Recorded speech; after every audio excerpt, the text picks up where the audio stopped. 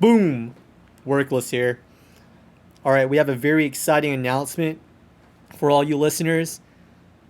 Starting today, we will be doing a weekly giveaway of one bond. Here's how you qualify. You must first like and subscribe, turn on your notification bell, and leave a comment that includes either why you like the podcast or make it a really funny comment. At the end of it, tag your Runescape username, and at the beginning of next week's podcast, I will choose my favorite comment and announce the winner.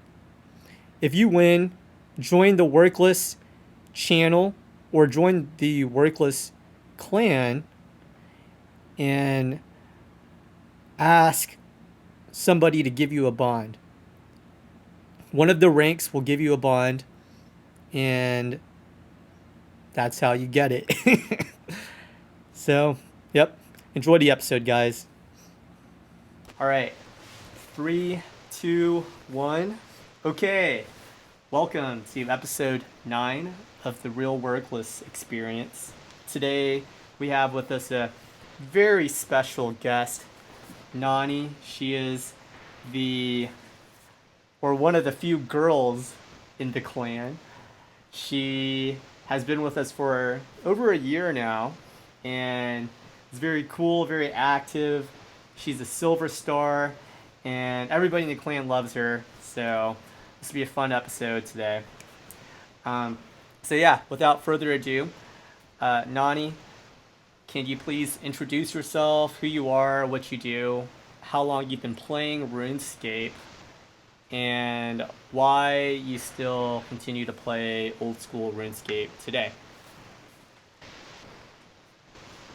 All right. So first of all, thank you for having me in. I mean, I feel so special being part of this podcast. And my name is Diana, and in real life, but my in-game name is Nani394. I am a music teacher, a middle school music band teacher in Texas. This is my first year teaching, and I'm really excited to be, working in public education, trying to get the next generation, a better next generation of this world, because we don't know what's going to happen. I've been playing RuneScape for 15 years, believe it or not, on and off.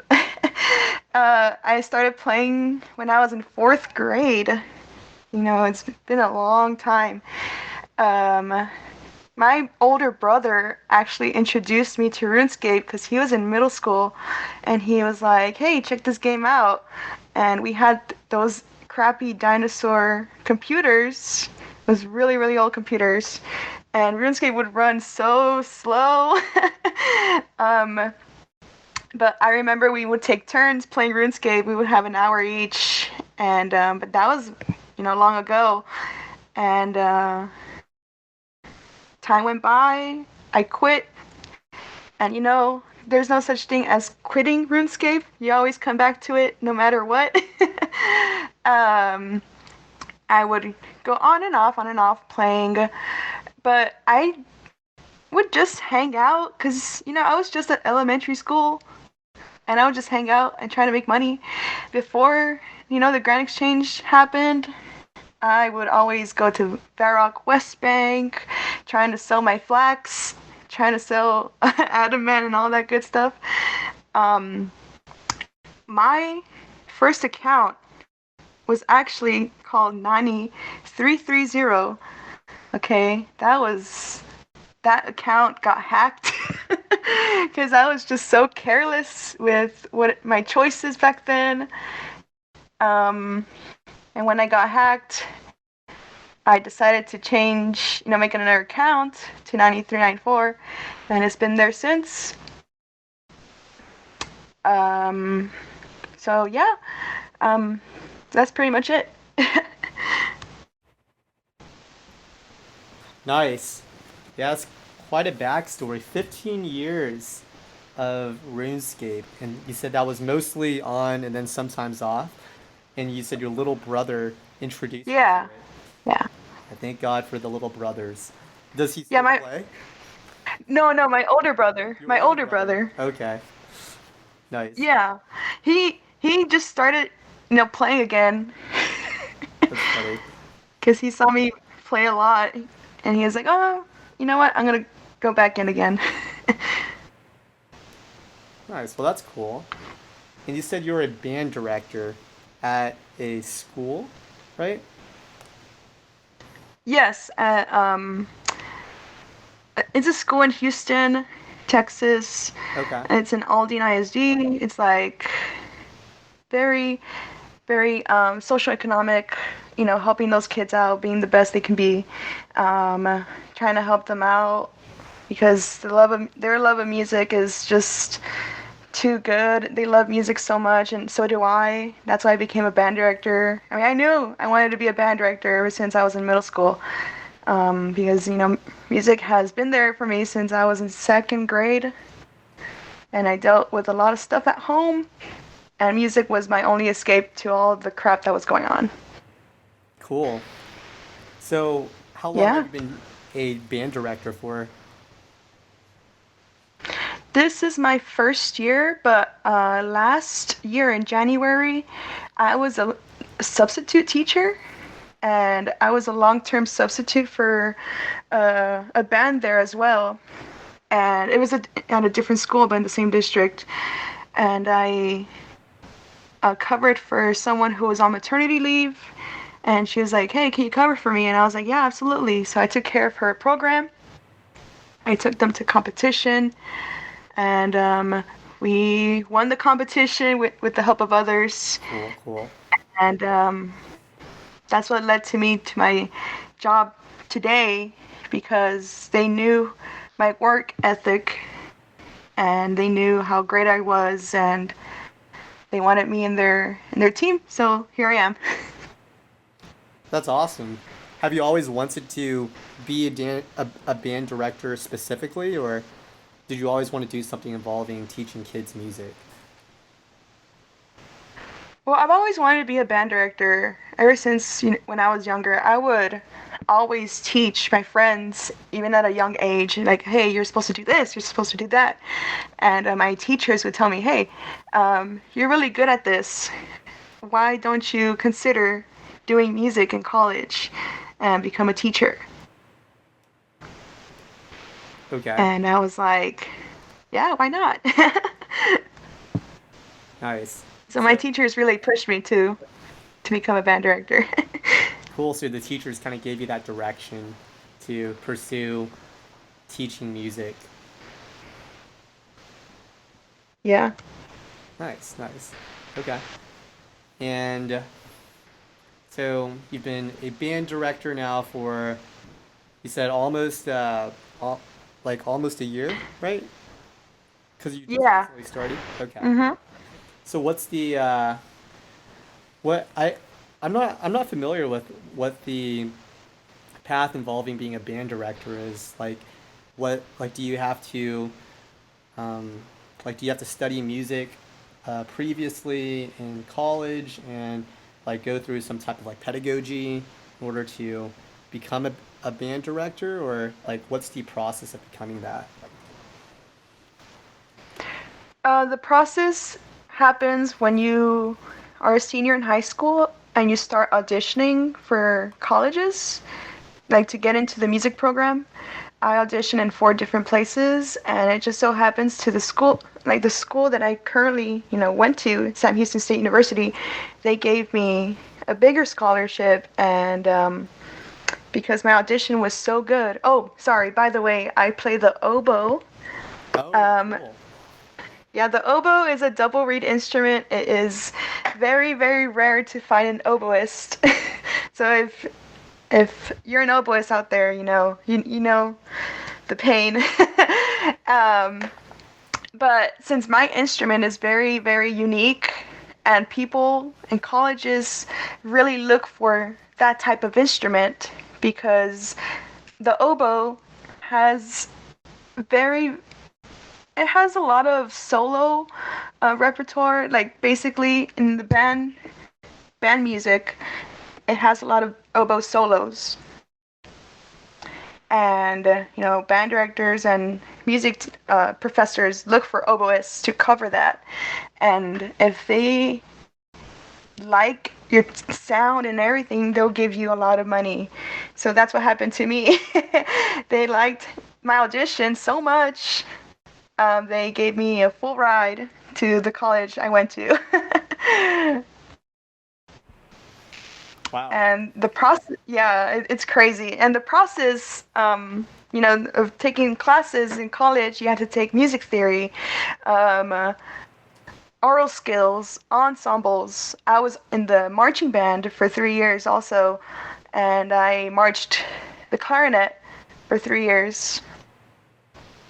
And I was a section leader. I was very involved with all that stuff because I knew it was gonna help me in the future when I'm a teacher. So like being involved in all these activities really, really helps you, you know, become a better teacher and a better musician, really. I like it. You must have been a very skilled oboist and talented. How long have Yes. you been playing the oboe for? I've been playing since 2009, so I guess 12 years, 11 years, 11, 12 years. Wow, okay. Almost as long as you've been playing RuneScape. Yeah. Nice. What so it sounds like you started off as a gamer playing RuneScape when you were younger, and then as you got older, you discovered the oboe and you stuck with it for 12 years. So the theme of the podcast, as with every episode, is always going to be how the way we play old school RuneScape affects how we quote unquote play or interact in our real lives. In what ways has, or I guess in what ways has playing video games growing up affected your decision now to do what you want to do? You know, maybe it like affected you on like how you wanted to pursue music, or maybe there was no relation at all. I don't know, but that's what we'll be discovering today. Yeah, of course. I've been playing video games when I was very young. You know, Nintendo 64, Nintendo Entertainment System. All my siblings were involved in, video games.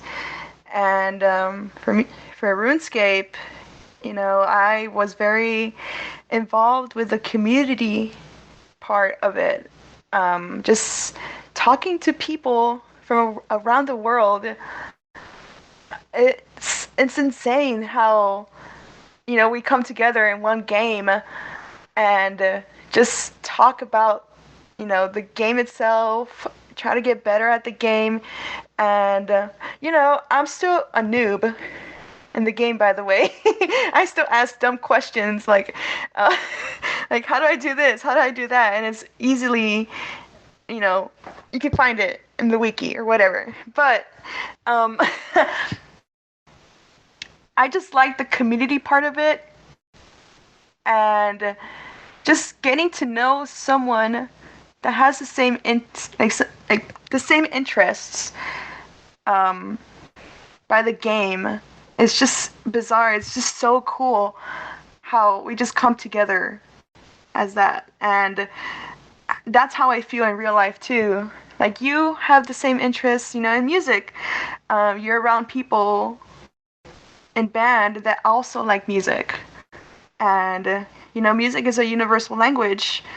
And if you know how to read music with someone that's like across the world that also knows how to read music, it's just crazy how it comes to how it comes into place, really. And I just love like coming together and talk about the things that we love to do, if that makes sense.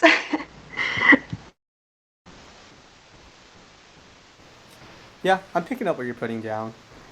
There is a there's something magical about sharing a common interest with somebody. whether that's like in video games or I- music, it really does bring people together and builds room for deeper relationships and stuff. And I think that's what makes RuneScape Absolutely. one of the more long enduring games because of the community. So, but yeah, that's cool. Thanks for sharing that. And you said you've been playing for a long time now, but you quit at some points. Um, when did you quit, and why did you choose to come back? Oh man, that's a really good question.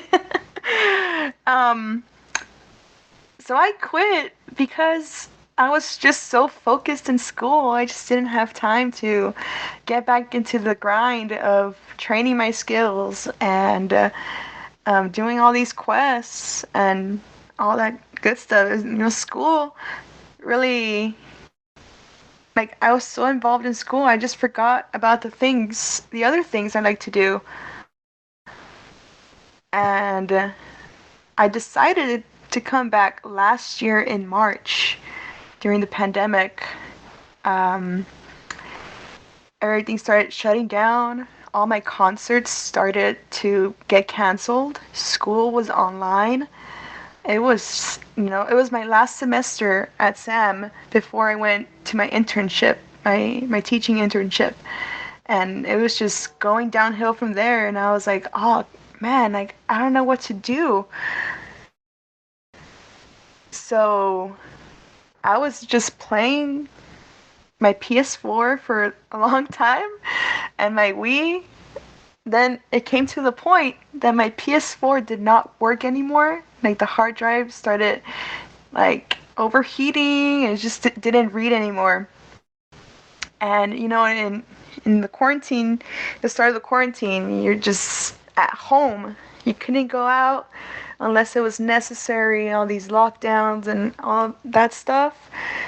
And my PS4 was broken. All I had was my Wii. And this idea came up to my head, and I was like, wait a second. RuneScape it's still a thing. I can't play RuneScape again.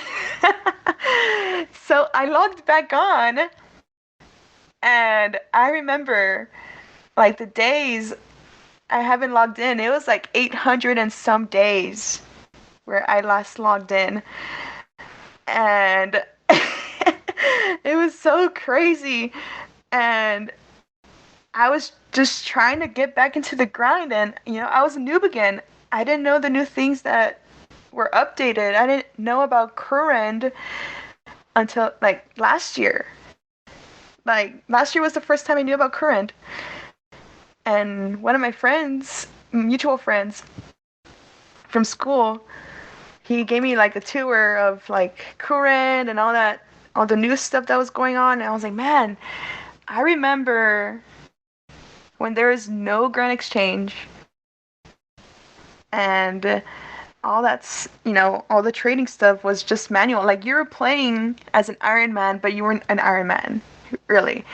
Uh, but anyway, he gave me a tour of Current, and he showed me Wintertot, and that was the time where I wanted to get my first ever 99 in the game.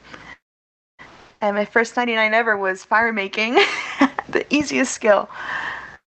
I spent like 2 weeks in that toxic Wintertot sessions, and it was just a brain fog. It was just so bad. But it's over. So when I got my first 99, I was so hyped because I have never ever reached a level that high in the game after playing for 15 years.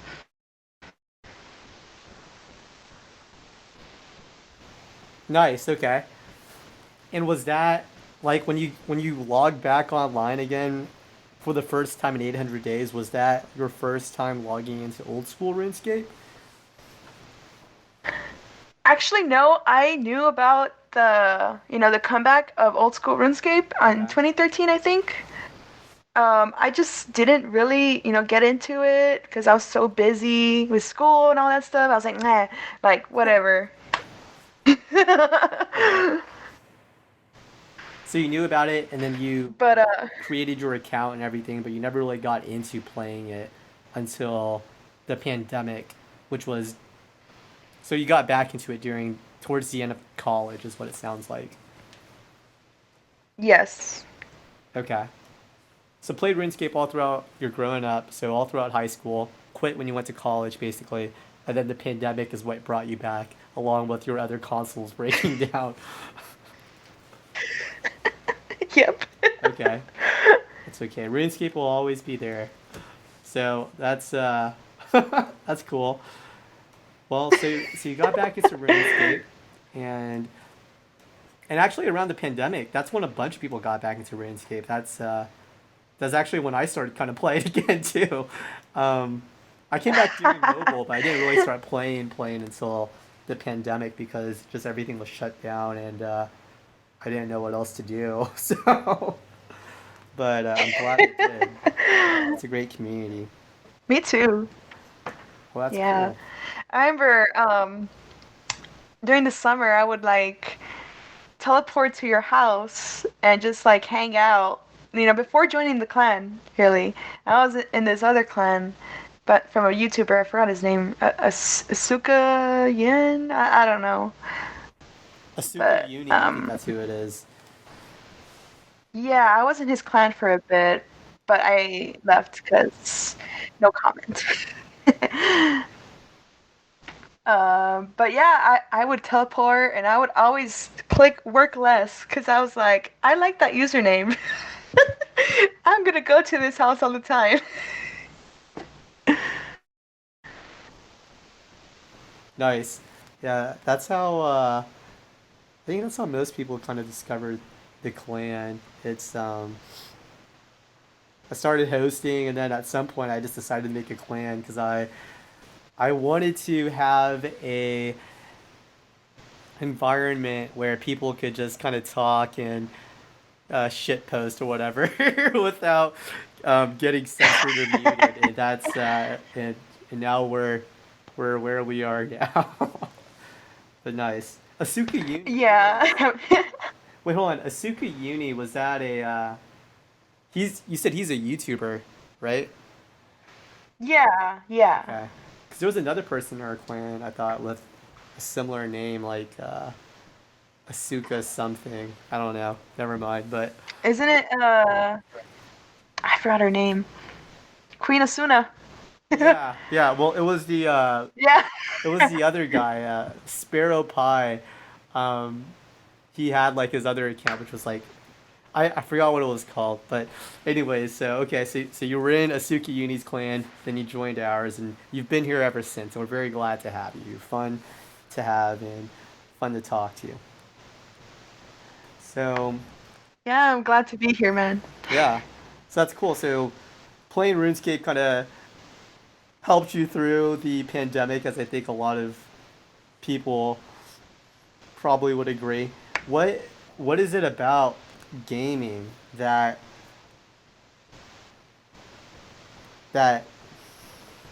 or I guess specifically, what is it about online gaming do you think that was so important for you to be into during the pandemic? Like, I don't know what it was like in Well, Houston, but I don't think Houston really completely locked down. So you guys were still able to no, we go around didn't. and hang out with friends and stuff like that. I'd imagine. I'm not really sure. I mean, when I was, the start of the pandemic, I just didn't even go anywhere. Only with like a close friend of mine, and online gaming like really brought that sense of, you know, uh, presence, I guess, because you're just alone and you want to talk to someone and those online people are there and some of them may be creepy, but I ignore the creepers. But A lot of them are just creepy. That's funny. I know. But there's some nice people there, and you know, y- you like to talk to. I mean, me, I love talking to people. Um, that's why I talk a lot as a teacher, and I talk more instead of like say less, play more. But I do the opposite. I talk more and we play less. Anyway. That's okay. um, yeah, like just something about online gaming and talking to people. It helped me cope with you know that that part of myself where I am very what is it called, extroverted. Yeah, very extroverted, and I'm just like used to talking to people and all that, and talking to online people really helped me you know cope with that. Right, it helped you express a much needed side of your personality, it sounds like. Yes. Yeah. Yeah, I can see that. I think it's important for if you're if you're if you're somebody who needs to express like that, and during the pandemic all the news, especially at the beginning, was don't go outside, don't go anywhere. Uh, it's just gonna be whatever 15 days, right? And Right. but yeah, I think that makes sense. That turning to something where you can still communicate and interact with people, such as old school RuneScape or online video games, is a great way to, maybe one of the few ways to really cope with that. You know, maybe Yeah. calling your friends or FaceTiming them is the way too. But yeah, well, cool. Also, the thing, that during the pandemic, I also couldn't go back home, so I was just like alone in Houston, and I couldn't go home because I didn't want to, spread and all that stuff to my family. So yeah, that really really helped me be, just be sane. In other words. Right. It's important to be sane for sure. Was that during your senior year of college then? Yeah. Dang, that's rough. Man. I know. I didn't get to experience my last concert, my recital. Well, I did my oboe recital, but in my apartment. So I didn't even do it in the recital hall. I had to do it in the apartment, and it was just so ghetto. I wish like that didn't happen during the pandemic. But I did it, and people tuned in, and I got to talk to people through Zoom and through Facebook, you know, and it was a great time for, despite the circumstances, I had a good time. Yeah. I mean, you have to make do with what you have.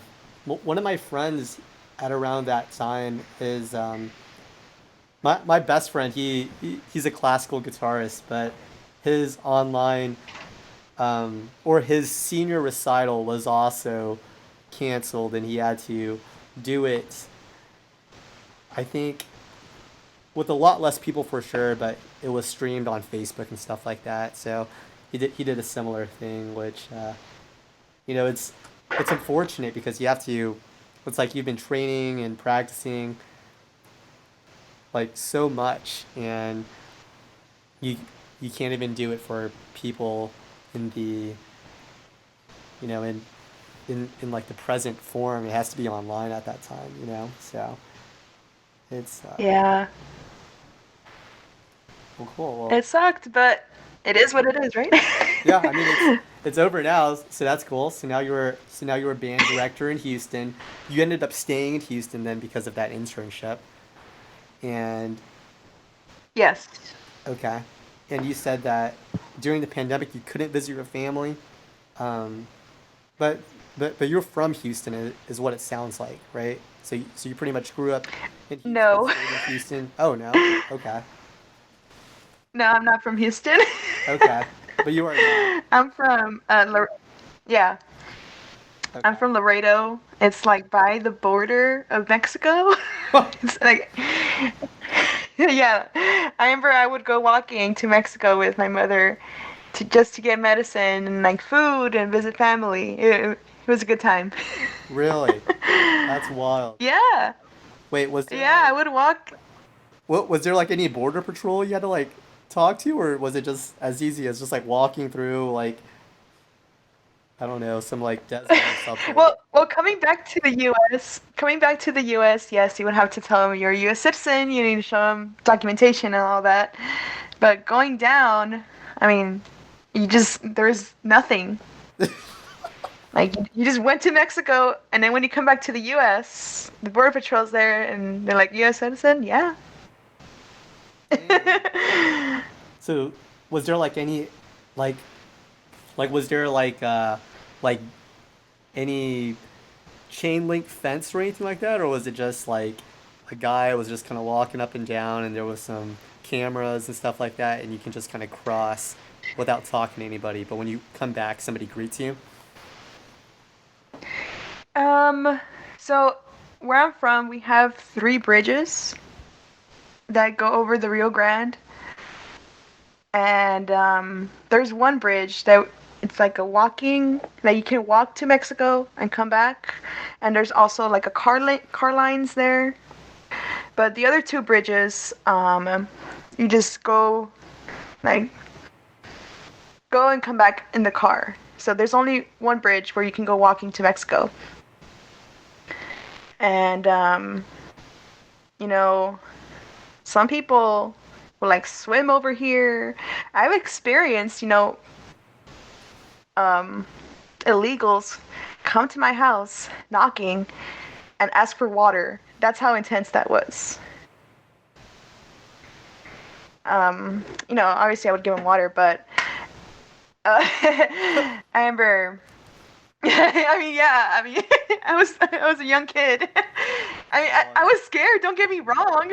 I was like, here you go, leave me alone. is it just like some it's like is it Yeah. just like some wet like a like a wet man would just like knock on your Yep. door? Yeah. So crazy. I That's lived wild. like 5 blocks away from the river. Oh my god. Those were good times. It's scary too, Yeah. um but I loved going to Mexico though, like getting really cheap medicine that you can't get here in the US. It's crazy. And it works. It works after one use. But that's how strong that medicine is over there, and it's so cheap. The food is amazing. It's so authentic. Unlike the food here, it's overpriced and not authentic. That's why I make it myself. Nice. Yeah. So your family's from Laredo, and that's where you would go and visit them. But now you're in Houston, so a little bit further up north is what it sounds like, but not too far away. Yeah. Not too far. Cool. Only 5 hours. Dang. Okay, huh, that's interesting. Okay, that's I feel like everything's like a drive in Houston. I don't know. Like when I visit Houston, it's Oh just man. getting anywhere just takes so long, and I hate the traffic. And I'm not from Texas, so it's just like I don't know. I can't imagine living in Houston, but I don't know if I don't It's like know you if have I to would want plan to. a whole day to go somewhere. Yeah, that's cool. Do you see yourself Yeah. staying in Houston long term and staying in your teaching position, or like do you eventually want to I don't know, like do you want to go back to school and do something else and get more schooling to do like other stuff, or what's the long-term plan? That's a really good question. I do plan on staying in my position for at least like 5 years or more, and eventually go back to school for education administration. So I want to be assistant principal or a principal, leading up to a fine arts director in the district. So I would need a lot of experience first before I go back to school for my master's in admin.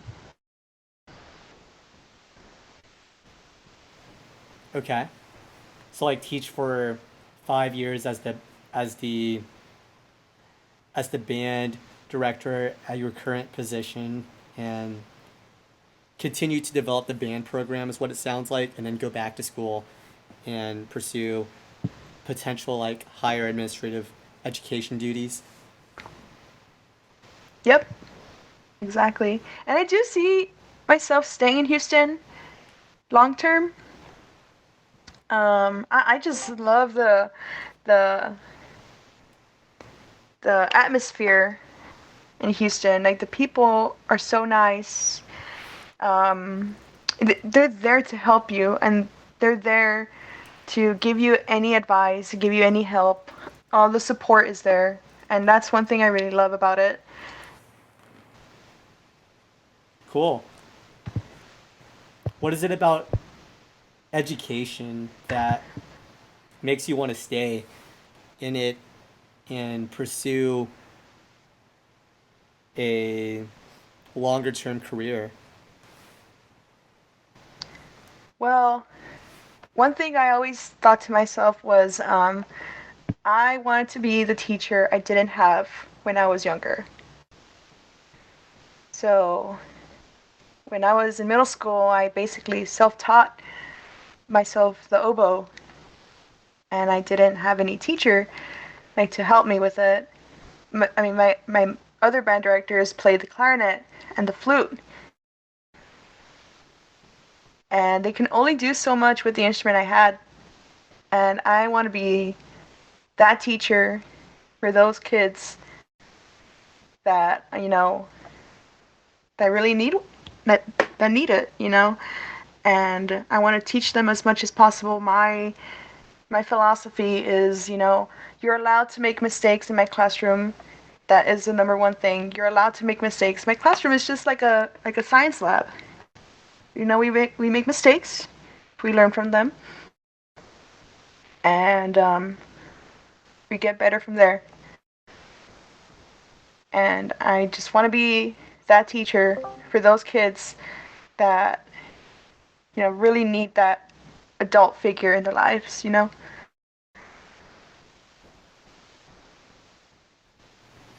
Yeah, it certainly does sound very noble to want to give back to, or genuinely want to give back to the community and help develop the next generation that way.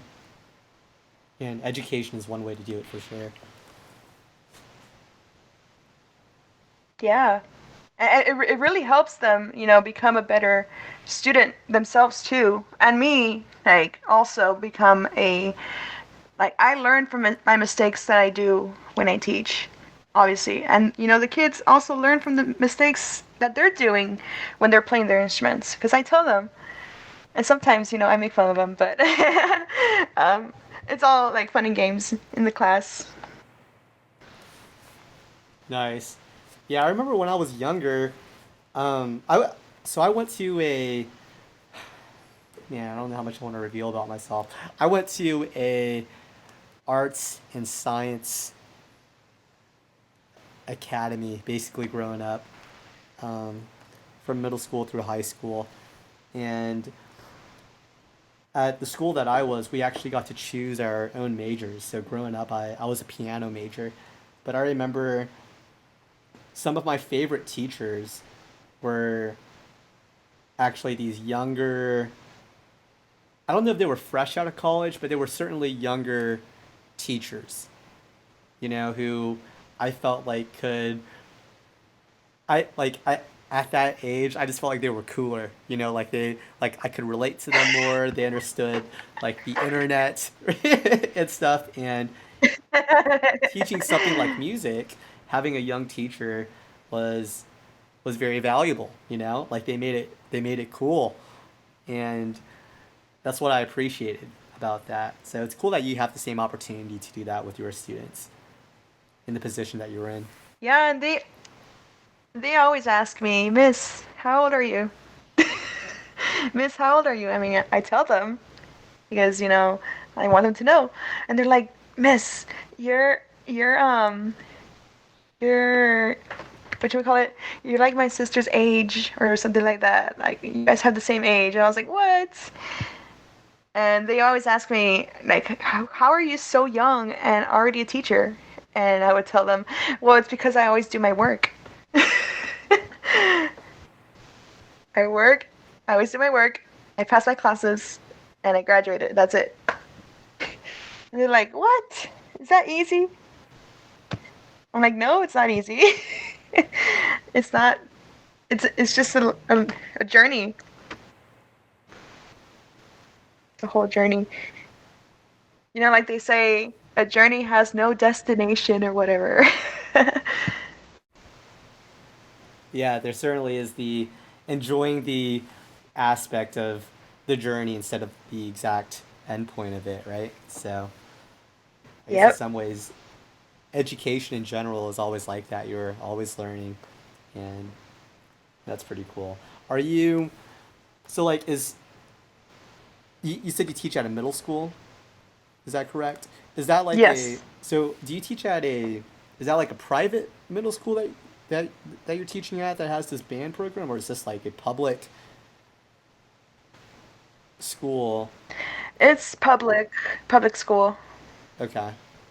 Are you like in one of like the lower like income communities, and so like you Yes. have Yes, more I of an am. opportunity to be able to be a role model to a lot of these kids that may or may not have good role models in their lives? Yes, and I was in their shoes as well because when I was younger, my school was the same way. And, my teachers would help us a lot with the supplies that we needed. And it's just a lot of background things that we do, like behind the scenes that teachers do that we don't realize. And now that I'm in that position, I'm doing the same thing, like a lot of behind the scenes stuff, give the students what they need because, some of them don't even have or can't afford it. And we're just there to help them. And I, I just wanted to give back, like how my teachers did to me. Now I'm giving back to these students. And also I can relate to them. In their I would be in their shoes. I just remember seeing myself as a sixth grader, or being in middle school, and just going through all these things at home, and they just come to school to get away from all that stuff, and that's exactly what I did too. And yeah, it's crazy. Has your view of the world and people changed now that you're actually teaching kids and you're in that position where you have a lot of students that are in potentially like financially like higher risk of situations that look up to you and stuff?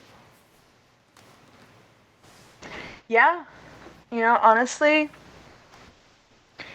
just having that different viewpoint, it's just so. I don't know how to explain it. From that experience when I was younger, I thought the world, I would always think about myself and all that, I wouldn't think about others. Sometimes I would. But when I started college and all that stuff, I just did everything on my own. And I was very independent. And now I'm very opposite of that. I'm not independent anymore. I always like asking for help because back then I just didn't ask for any help. I would always do everything by myself. And, I would also tell my students, if you need anything or if you need help, please let me know. Like you're you're not gonna get through this alone, you know. And having that trust in the class and in the real world, you just have to gain that trust. And it's crazy how if you do something wrong, you lose all that trust from that person, and it's hard to get it back. And I just, yeah, I'm very sorry. Like, I'm just trying to get these things together. How how I viewed this when I was younger and now, because like I said, I was very independent, and now I'm very dependent of other people because I like getting that help. Like, long story short. What do you mean now you're very dependent on other people and getting what type of help? Like, when I, yeah, even now as a teacher, I'm afraid to ask for help, like getting feedback and all that stuff. I'm assuming that I do things right, but if I don't get feedback from other people, like from my colleagues, I just think I'm doing something wrong, or if I'm doing nothing wrong. But, I like getting constructive criticism, and if I don't ask for it, then I don't learn from what I'm doing, Does that make sense? Yeah. Just like in RuneScape, like, oh my god, Lonely, if you're listening to this, I'm so sorry with the Theater of Blood quest. I would make a crap ton of mistakes, and I didn't ask for help until I finally saw a video of like the steps of how to do this, how to kill this boss, the next stages, and I asked for help, and he was willing to help me, and he did. So, like, don't be afraid to ask for help when you need it. Yeah, I was actually about to bring up that exact, not specifically with Lonely. I didn't know about that, but you brought up earlier how you really enjoy the RuneScape community and how like when you started off playing RuneScape again, you were a noob and didn't know anything. And although there was a RuneScape wiki, you could always also ask people, and people were willing to help as well. Yeah, and sometimes I get make fun of it, but you know what? That's okay. We were there once. Yeah, that's cool. Did do you think that I'm just curious. Like I don't know what you were like when you played RuneScape when you were younger, but were you as like methodical or looked up guides or asked for help as Oh, often as you do now, or like what's the evolution here? And you know, I wonder if there's like a oh my correlation with god. that to how you teach and how you describe yourself as being independent before, but now not being afraid to ask for help now. Okay, so back then I would use RuneHQ. I don't know if you remember that website. I don't know what that is. What? Are you kidding me? No. RuneHQ is where all the quests are at. They had a list of free quests and member quests, and it was just basically a Slayer music website. I mean, he didn't make it, right? But it would show you the steps and the items that you need for the quest. And like it would show you pictures of like what you're supposed to do, and they would give you steps, step by step, things to complete the quest.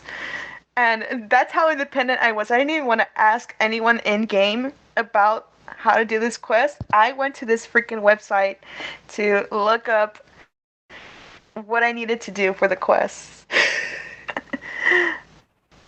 I wonder if it's still on. Yeah, I've never heard of Rain HQ.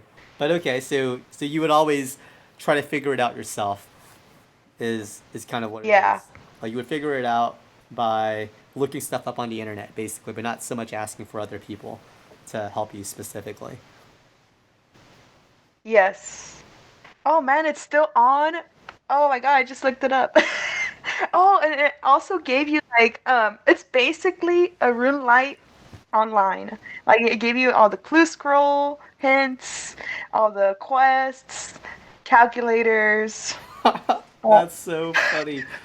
Yeah, I just looked it up too. This looks like a man. This looks like a really old, like, I forgot what the word is, but it looks like a really old website with like those games in the browser. You know what I'm talking about? Like mini clip or something like that. yeah. Is what it looks like. That's wild. Huh. Yeah, I've Oh my never heard god, of speaking of Rune mini clip, HQ. have you played a game called what is it called? That other Jagex website? Oh, Fun Orb. Arcanists? Yeah. Fun Orb. Yeah. No, I Yes, love. Arcanist. Yeah, I I, wa- played that I was a also. big. I know a lot of people don't like Fun Orb. I stand behind the supporting of Fun Orb, and I was very disappointed when they shut it down because I enjoyed playing Arcanist with a Me few friends too. that played it. But that's because growing up, I didn't have membership. My parents wouldn't pay for membership for me, so I like did all the free to play stuff, and I would train range on the lesser demons in the Karamja volcano, you know. And at some point, it was just like, all right, well, I want to do something else, so I would play Arcanist instead, and I loved it. But yeah, I remember Arcanist. That was the best game on Fun Orb. Honestly, that was the best game. Yeah, yeah, they should bring it back. We Good should times, good times. should riot I for it. know. Yeah, that's funny. So Go to what? World 302 where all the people are Yeah. protesting. So what is it Sorry. about? How old were you when you were looking stuff up on Rune HQ? I was like, what, 8? Okay. 7, 8, or 9 years old? So did you just look stuff up 23 because minus 15. did you just look stuff up because like that's how you were raised to always look stuff up by yourself to be more self sufficient, or like did you or did you think that like the people around you just didn't really know too much? Because I didn't really ask questions um, on RuneScape as well as on how to do things, and I didn't look things up either. I just kind of did my own thing. I didn't even know there were guides. I just struggled. That's it. I just struggled and died and got scammed and learned real life lessons that way in the wild west of RuneScape. It was all about that West Bank, Yeah, West Barak Bank. it's funny. Yeah, I mean, my brother and his friends, they knew about Rune HQ because they were older than I was. I was Ah, still in elementary, that's and right. he was in middle school, and he would he would go to that website and do quests from there. From cook's assistant to dragon slayer. Nice. So you had the wisdom of your older brother, who could show you the ropes basically on how to play the game more efficiently. Yes, and my other siblings, they played as well. My sister, she had an account, but she just like stopped playing. And my other brother, I'm the youngest of four. He's a year older than I am. He still plays. He plays RuneScape 3, and I play old school. And I always tell him, "Come to old school, come to old school." He's like, "Nah, I've done so much in RS3. I don't want to start over." Yeah, that's funny. Yeah. Well, cool. But my family, we're all gamers in a way. That's what brings us together. Nice. Yeah, you mentioned you had a lot of consoles and stuff like that growing up. So when you played RuneScape, you said that you guys would each take turns playing RuneScape for an hour. So it was just like you played RuneScape on the family PC, basically. That's what it was. Yeah. And you guys all had your own individual Yeah. accounts. Instead of playing all on one account, you had your own accounts. Okay. That's funny. Yep. I had I had some Oh friends man. growing up that it was like my friend and his brother would like share the same RuneScape account and make games that way, but um but they didn't have separate accounts. So it's interesting that you guys all had your own accounts and just played it that way. Like Right? And I remember membership was like a huge deal back then, with, the start of debit cards and all that stuff. And I remember begging my mom, like, please, 1 month, just 1 month, it's $10, please. I would clean the house, do chores, do whatever, just to get membership. yeah. um, Oh man, this just came up to my head. I remember loitering so much in the Varrock Square. I would loiter so much. I would just stand there and talk with strangers. Just stand. You know how we bank stand in the GE Yeah. and talk to people? No, Varrock Square back then was the hit, like the hot spot. And Blue Moon Inn, the bar in Varrock. Oh man. Yeah, isn't that amazing? Like you can meet so much people on RuneScape, and at that time, you thought most of them was around your age, and I think most of them were. But I know. I bet they were.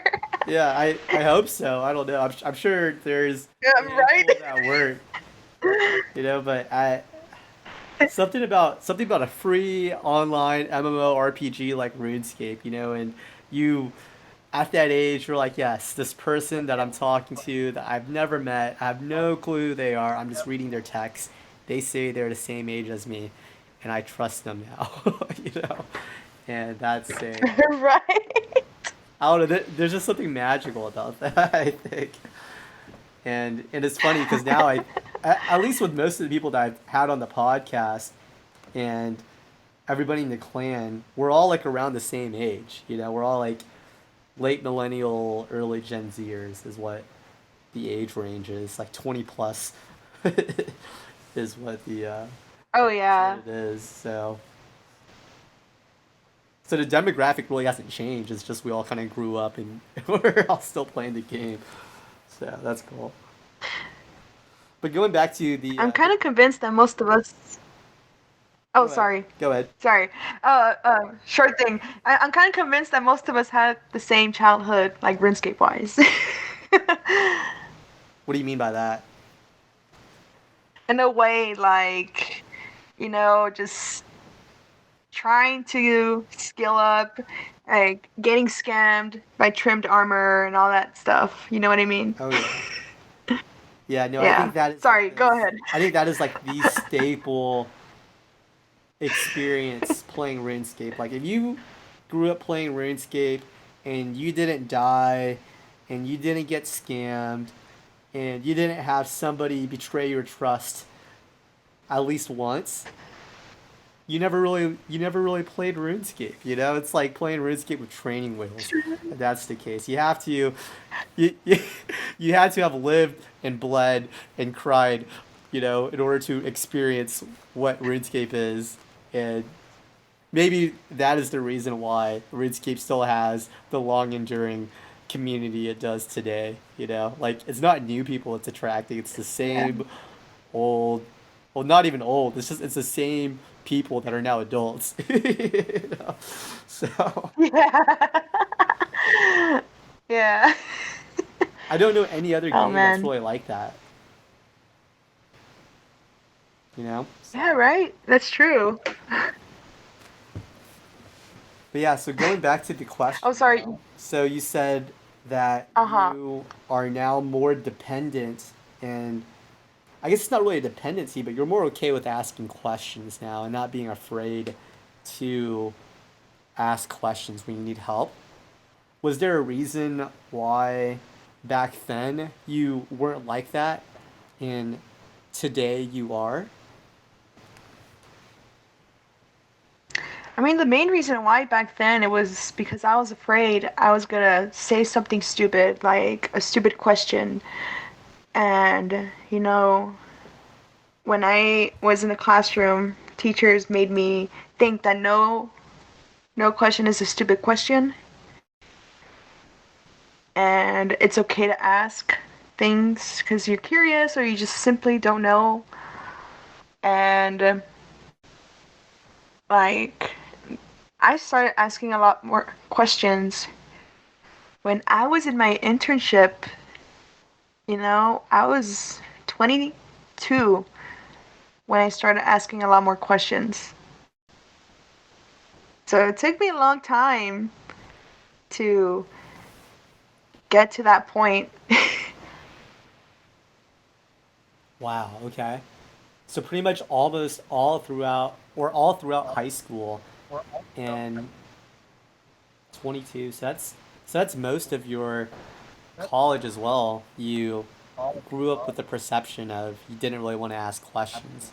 And it wasn't until you were doing your internship and being a substitute teacher, right, that you got exposed to that idea. Yeah, and mhm. Yeah, and my internship was what I had to do before I graduated college. It's basically student teaching is what we call it. Um, I would get placed in a school, two different schools, one high school and one middle school, to teach band and have a mentor teach me how to do all these things, like how to assemble the instrument, how to like teach the kids really. Like that mentor teacher was there for you.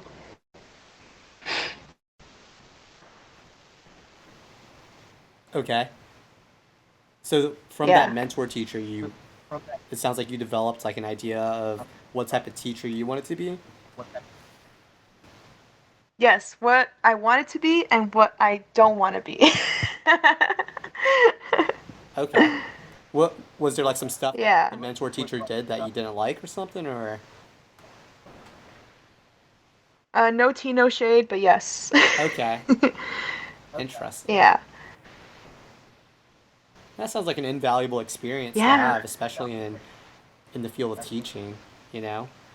And and now you can share that with your students as well so they can be better students. And that's always a great thing. Absolutely. Cool. Well, thanks for sharing that. But yeah. So so let's see. So you're a teacher and you still play RuneScape. So now that you're teaching like full time as a band director, how does how do you have time to get on and play RuneScape? Like how does that work? And what are your goals in RuneScape now? Well, I recently achieved the biggest goal I never thought I would achieve is getting my quest cape. Oh, nice. I remember that. Yeah. Yeah, I got my quest cape. I think last week I finished Song of the Elves and I was just shaking after I beat the last boss, I forgot the name. Um but I was just shaking. I was like, "Holy crap, I did it. I did it. I fucking did. Sorry. I I did it." um I never thought I would get the quest cape. Oh, last year also, I started doing quests because I was so determined to get the cape. And it took me a year. It took me 18 months to get it because, school, internship, work, and all that stuff. And having the time to play RuneScape as a teacher, like, I make sure I plan my stuff first for the week. And if things don't go the way it's supposed to be with my lesson plans, I edit them at school before I go home because when I go home, I just don't want to think about anything. Just being there by myself. You know, you need to have a work-life balance. Really, work is work. Your life is life. It's separated. But sometimes when I get home, I have to do some work stuff that I didn't do at school. So I would do it first when I go home, and then I just relax afterwards. And that's when I get on and just wind down and play RuneScape or my PS4, pretty much. Yeah. That's pretty interesting regarding the work-life balance with RuneScape. I think most of the people that I've talked to so far, at least on the podcast, have and granted, like you're the first girl that's on the podcast. All the other people I've interviewed are guys, but one of the biggest things that everyone has mentioned previously about why they still play RuneScape is because they can do it while they're doing something else. And a lot of them play RuneScape while they're working, know? And Oh, I'm so jealous of that. yeah, so I just thought that was interesting. I was like, huh, I guess they're like, I wonder what the work life balance is there if they're like is, So I don't know, but I like the way you explained it though. That work is work, and then your home life is your home life, and I think certainly that is true for almost everything. Absolutely. Because your life, I mean, what is that saying that people, um, oh, you live to work, not work to live. Wait, work to live, not live to work. There it is, that one. You work to live, but not live to work. You you work to live, but not live So to you, work. Yeah, yes, yeah, exactly. I like Does that. that make sense? Yeah. Yeah, yeah, I mean, it's true. It's true. Like you work to live, but not you don't live to work. yeah. I think that certainly is the ideal, and I'm not sure if it's like specifically like in the states, but here in the states is more of like a lot of people. I think they they live to work, so it's like they either like they don't like their jobs or whatever. But in your case, it sounds like you really do like your job and you're passionate about what you do. And with the philosophy of a work life balance, separating work from your home life, it, I think that's the better way to approach it for sure. Yeah, and I absolutely love my job. I love what I do, and you just have to balance everything out, and you live a happy life. Cool. Well, let's see. We're a little bit over the 1 hour mark here, so I guess the Oh last. wow, that Yeah. happened so fast. Right? Yeah, I think it's a good time. It's just like a conversation. So, Yeah. but yeah, so I guess, the last few things I got for you here is, let's see. Well, one, so now that you completed your quest cape, what's next in terms of RuneScape? Oh my God, don't even get me started with that. I've been training thieving for the past like I don't know how many days to 75 to get the Western Province diaries, like the hard diaries, so I can so I can get Elite Void to kill Vork. To kill Vorik. Didn't you already kill Vorik though? Because you would need to kill Vorik for DS2. Yeah, I did, but just to get, like KC in. Oh, I see, I see. Okay, okay. Yeah. So I'm training my thieving to 75 to finish my Western Province Diaries, to get my Elite Void, then go kill Vork. But basically, I mean, other goals that I really want to do, achieve, is just things I didn't get to do when I first started playing.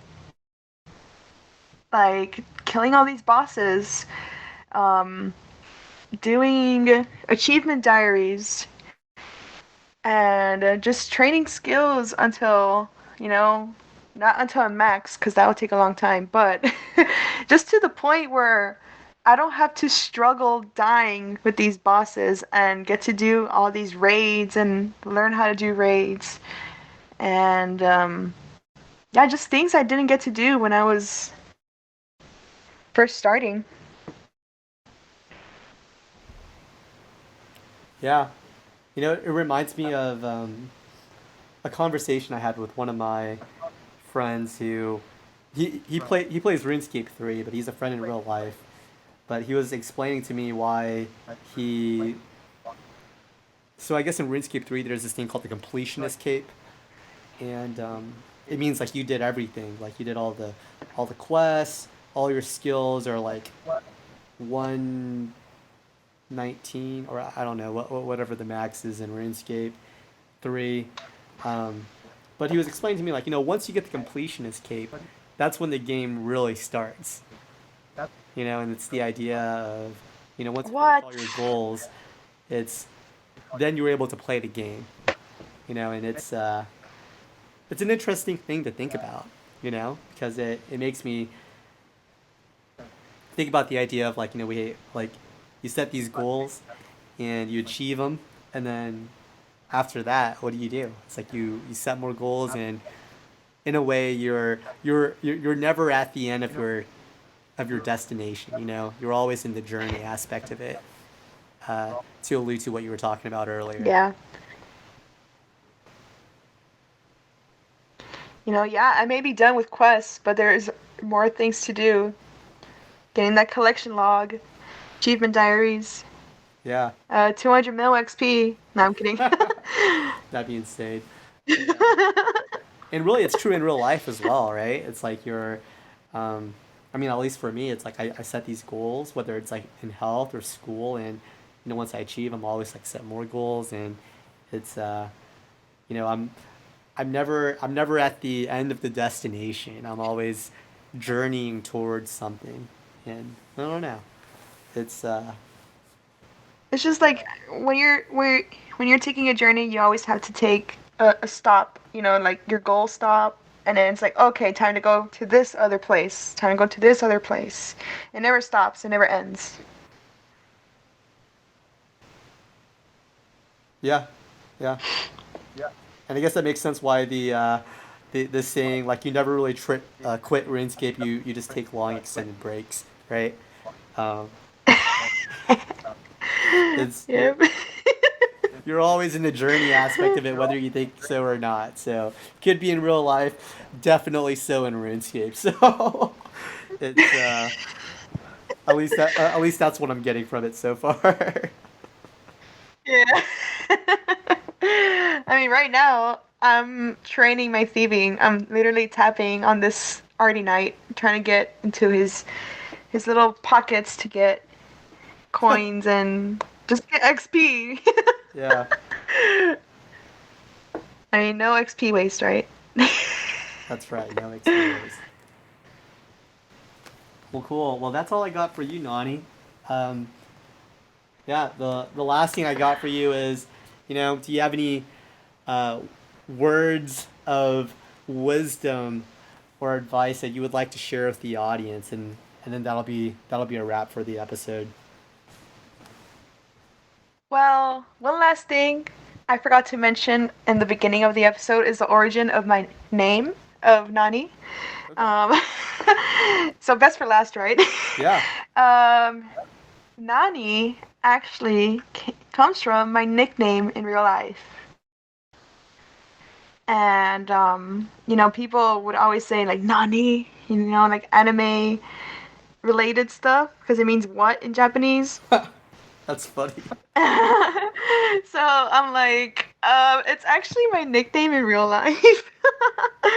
That's why my name in RuneScape is Nani. And the 394, it was just, when you make a profile, they give you like random like suggestions of numbers or random suggestions of usernames. Yeah. That's how I got the 394. It was just random. Really? Wow. I've never I never thought people actually chose those things, you know? That's funny. Yeah. I would always be like, I'm choosing my own numbers, you know? Like I would never choose the given to me numbers like a prisoner. You know, I'm like, no, I make my own path. I make my own name. This is mine. That's that's wild. Well, cool. But yeah, that's the origin of my username. But you know, last thing to tell everyone, the listeners, don't ever give up on what you've always wanted to do. Don't be that person. Don't hold yourself back on the goals that you want to achieve, whether it's in game or outside the game. Always believe in yourself, and you can achieve great things. I like it. I think that's great advice. To always believe in yourself and never give up, and you'll be there, and you'll achieve great things. Cool. Well, That's my Twitter bio. Believe in yourself. I like it. Well, thanks for coming on, Nani. I appreciate it, and yeah, I'm excited to share this episode. So, yeah, and without further ado, that's it, boys. That's it. That's the end of the episode. And next week we'll be All having right. X Web. So, yeah. Well, thanks for coming on, Nani. Of course. Thanks for having me, and I'm looking forward to listening to it. Cool. All right. Bye, guys.